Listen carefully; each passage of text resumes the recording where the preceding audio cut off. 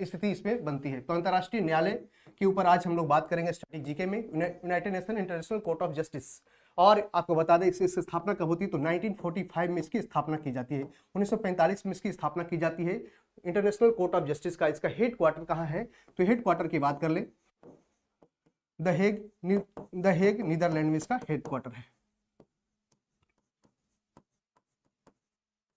और आपको ये पता है कि यूनाइटेड नेशन के अंदर 6 उसके इंटरनेशनल बॉडी है, उसी के ऊपर आपको बता दें 6 में से 1/6 ऐसे हैं, 1/6 ऐसे हैं जिसका हेड क्वार्टर कहाँ है, तो न्यूयॉर्क से बाहर है, न्यूयॉर्क से बाहर है, न्यूयॉर्क यानी कि यूएसए से बाहर है, यूएसए से बाहर इसका हेड क्वार्टर है। एकमात्र ये कौन सा है, तो यही है कौन, तो ये एकमात्र United nation international court of justice का हेड क्वार्टर का है, तो द हेग नीदरलैंड में इसका हेड क्वार्टर है। और बाकी जितने यूनाइटेड नेशन जनरल असेंबली हो गया, ये यूनाइटेड नेशन सिक्योरिटी काउंसिल हो गया, इसके सारे कहाँ पे इसका हेड क्वार्टर है, तो न्यूयॉर्क के अंदर है। जबकि इसका कहाँ है, तो इसका हेड क्वार्टर एक ऐसा संस्था है, 6 अंग में एक अंग ऐसा है जिसका हेड क्वार्टर न्यूयॉर्क से बाहर द हेग नीदरलैंड में है। और इसमें मुख्य रूप से इसके सदस्य देशों के द्वारा, इसमें मुख्य रूप से क्या, तो यूनाइटेड नेशन के जितने सारे मेंबर्स हैं उसमें यह कुछ भी कानून के ऊपर है जो कहीं विवादित होती है तो उसके ऊपर ये निर्णय लेने का है जो क्या काम करता है। तो इस तरह से याद आपको रखना है कि इसका हेड क्वार्टर कहाँ, न्यूयॉर्क, यूएसए से बाहर। इसमें भारत इसका सदस्य के रूप में भी भारत है, भारत भी एक सदस्य है, एक स्थापित सदस्य है, शुरुआत से ही स्थापित सदस्य है, ये भी आपको याद रखना है। तो भारत का स्थापित सदस्य है, न्यूयॉर्क यूएसए से बाहर इसका हेड क्वार्टर है, एकमात्र ऐसा संस्था है और इसका head quarter the Hague Netherland में है। इसकी स्थापना 1945 में होती है, इसको इस तरह से ध्यान रखते हुए चलना है। और इसमें यह भी आपको याद रखना है कि इसमें जो जज होते हैं, कितने जज होते हैं, तो 15 जज इसमें होते हैं। कितना, 15 जज होते हैं, 15 जज होते हैं।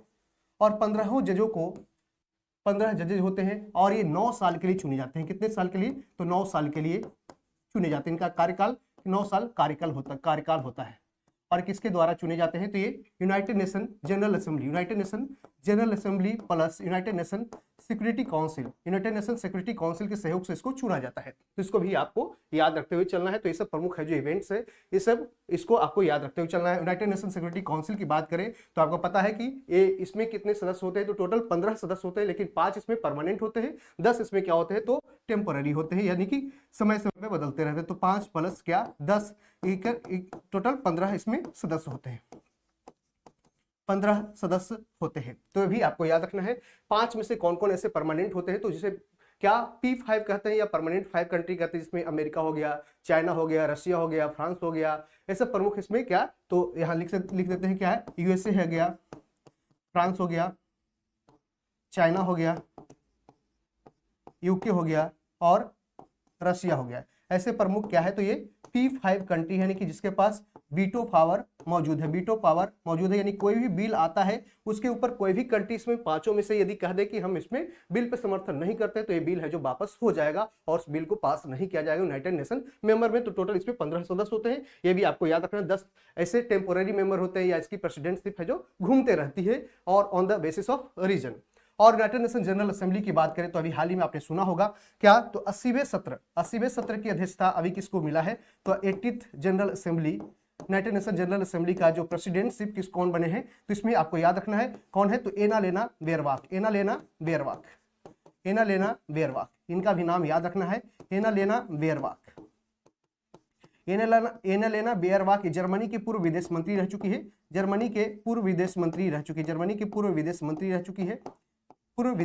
रह चुकी है।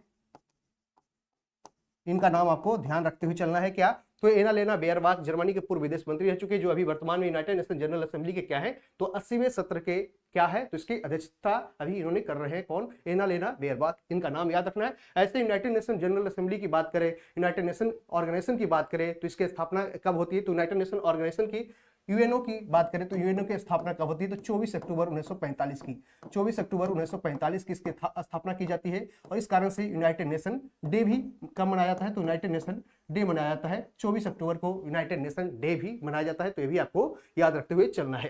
तो ये सब प्रमुख है जो फैक्ट है, आपको ये सब ध्यान रखते हुए चलना है। बाकी हम लोग एक और कुछ बात कर लेते हैं इंटरनेशनल क्रिमिनल कोर्ट के बारे में। इंटरनेशनल क्रिमिनल कोर्ट के बारे में बात कर लेते हैं।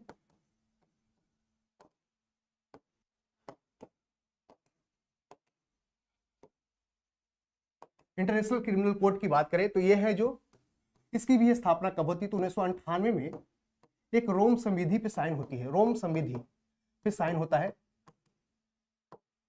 इसको बोला जाता है क्या, तो रोम स्टैट्यूट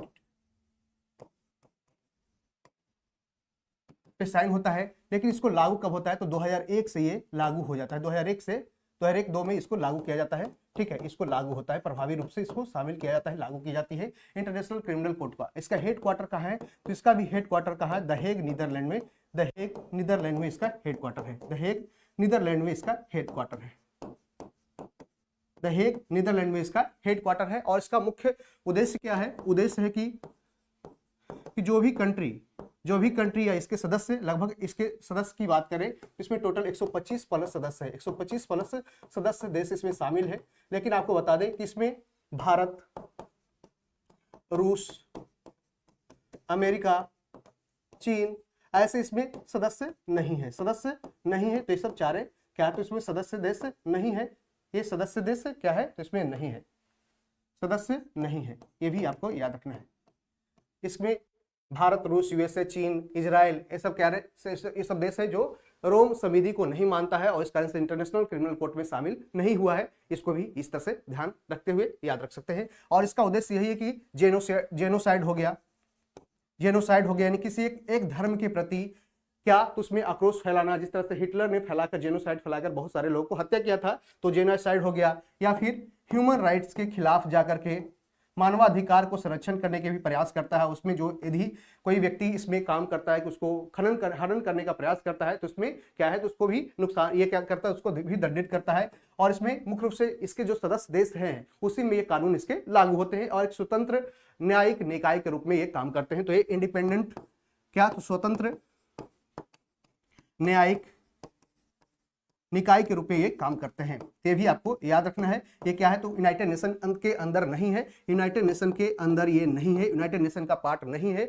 क्या, इंटरनेशनल क्रिमिनल कोर्ट है जो नहीं है, इसके पार्ट नहीं। और आपने देखा हो कि बहुत सारे ऐसे लीडर्स होते हैं जो जेनोसाइड या फिर ह्यूमन राइट्स का वायलेशन करते हैं, उसके खिलाफ है जो क्या इंटरनेशनल क्रिमिनल कोर्ट है जो एक्शन लेते हैं, उसको क्या सो मोटो का भी ले सकते हैं एक्शन, या फिर कोई जैसे सुप्रीम कोर्ट ऑफ इंडिया के द्वारा कोई निर्णय नहीं लिया गया तो उसके ऊपर भी वो है जो निर्णय लिया जा सकता है इंटरनेशल क्रिमिनल कोर्ट के ऊपर। लेकिन इंडिया में नहीं, कि इंडिया का, क्योंकि इंडिया इसका सदस्य देश नहीं है, बाकी अलग अलग देशों में जो इसके सदस्य है उसके ऊपर है, इस तरह से कानूनी रूप से कार्रवाई करते हैं। तो इसको भी आप इंटरनेशनल क्रिमिनल कोर्ट में पढ़ सकते हैं।